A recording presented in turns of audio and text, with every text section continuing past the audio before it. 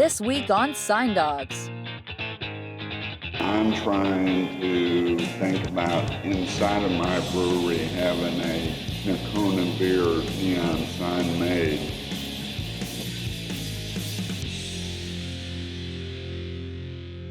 I can't believe we're doing an entire episode about beer.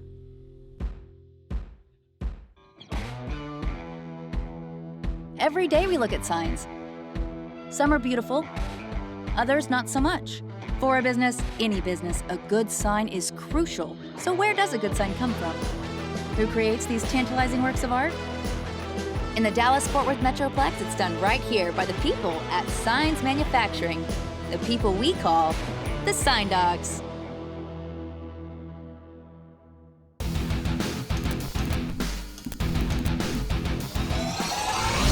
I gotcha. I Yeah. have a brewery up there, Nocona Beer, Right. at the old Nocona Boot factory. We're trying to get that redone, and I'm trying to think about inside of my brewery having a Nocona Beer neon sign made. The neon is pretty uncommon. There's very few people anymore that still do it. I've maintained my neon plant, but to my knowledge, I can only think of 3 more in the whole DFW area. Wow. You know, when you consider that it used to be everything was neon. I know. Yeah. Well, LEDs have really taken That's right. over. Technology has moved on. Is that LED? No. Those lines that have changed color up there, yes, those are LED. The Welcome to Dallas is neon. So is this neon or not? Impressions? No, that's LEDs lighting that channel edit. The following is an official training video for Signs Manufacturing. Welcome to Signs Manufacturing, and welcome to your new life as a salesman. It's gonna be amazing. We're about to show you a video that will teach you everything you need to know about how to plan and execute the design for a sign. All right, so we've got to design this neon sign, and this is the guy's logo. I'm thinking that we need to outline because we're looking for something that's kind of like a beer sign. I mean, obviously Nocona Beer, right? Is it going inside or outside? Inside, it's going in his bar.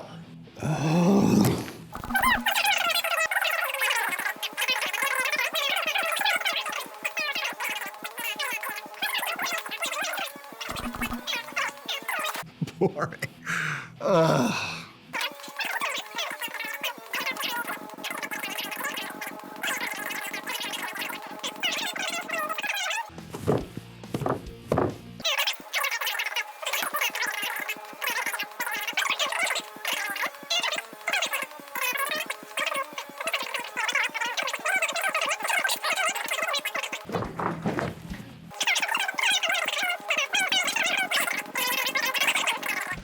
Done. Thank God, because that's boring.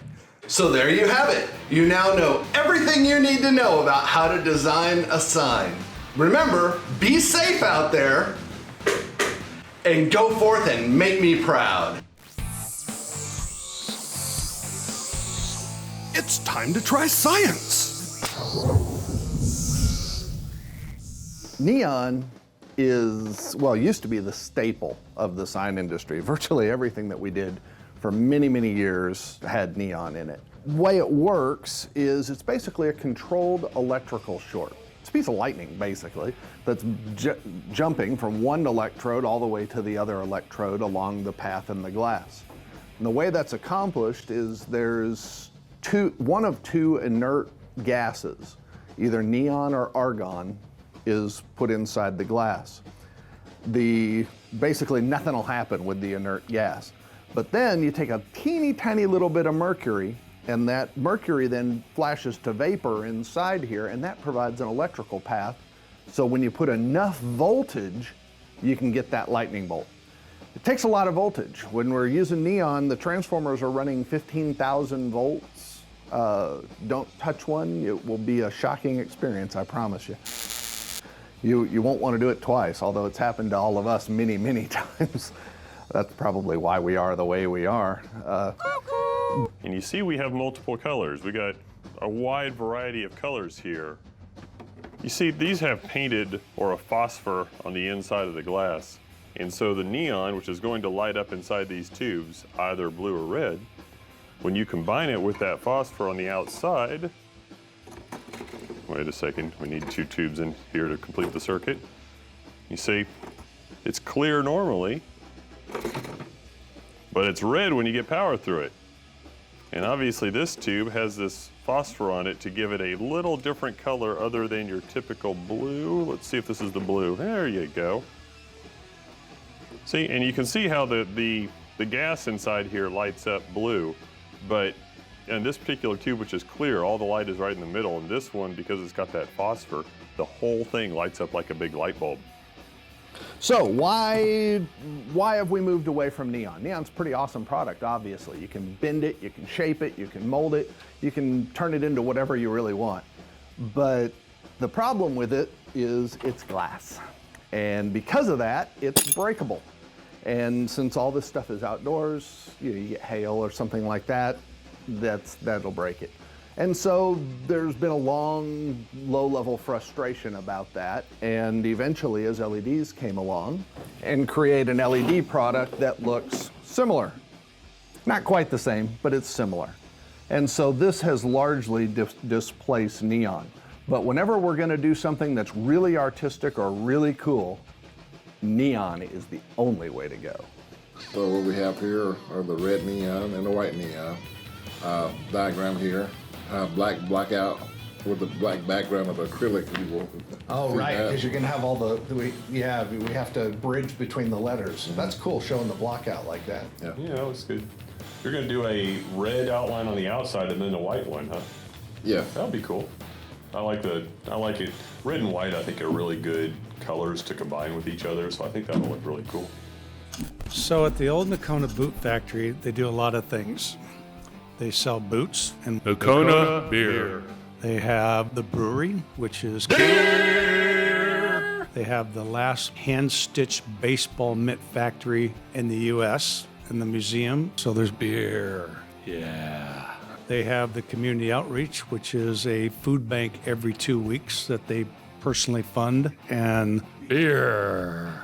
And then they have concerts and all kinds of venue events, which you would expect to be associated with beer. For the most part, they do a whole lot of things, and most of it has beer attached to it. But really, we're just interested in getting paid in beer. So we're working on this Nocona Beer sign. They've got they're looking at a bunch of,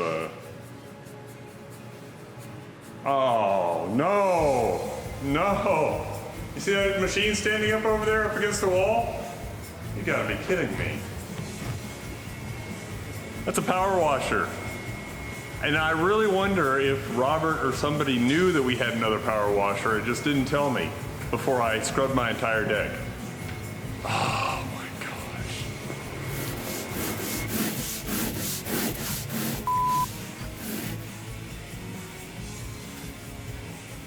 This would be so much easier with the power washer.